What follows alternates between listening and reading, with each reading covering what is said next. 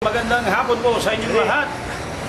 Narito po ang inyong kasama, kakampi at ka-magic. Narito tayo ngayon sa store ng Magic Home Center. At sa oras ito, kakapanayamin natin ang Dalagita. Mga kaibigan, ito po ang furniture manager ng furniture category. Alangan naman appliances, Carpentry. Okay, magandang hapon sa inyo. Ano ho ang pangalan nyo? Maskuladong George. Nakalimutan ko ang pangalan ko sir.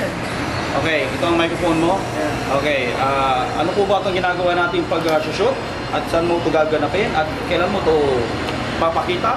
Magkakaroon kasi ng isang general kasi may darating ng event. Masyadong formal mga kaibigan. Tuesday na po yun. Huwag po kayo mawawala doon. Sana ang lahat ay makarating. So, ipapakita po natin sa kanila kung ano po ang improvement. Ano ang nangyari kay Dr. Hayden ko?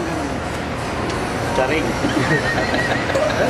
At syempre magbibigay ng ibang impormasyon si Ray Langit.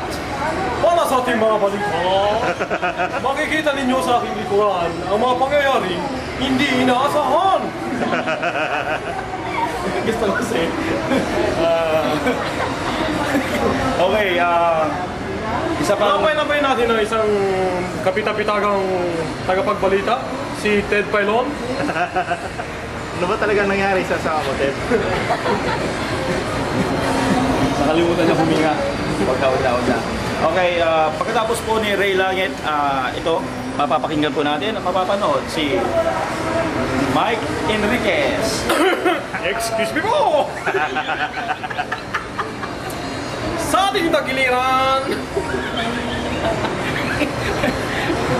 Okay, meron po kaming bisita isa. Si Soxy Topacio. Katrina. Ako'y humingi ng patawad. Ay, labas ko. Naikalat ko yung video natin.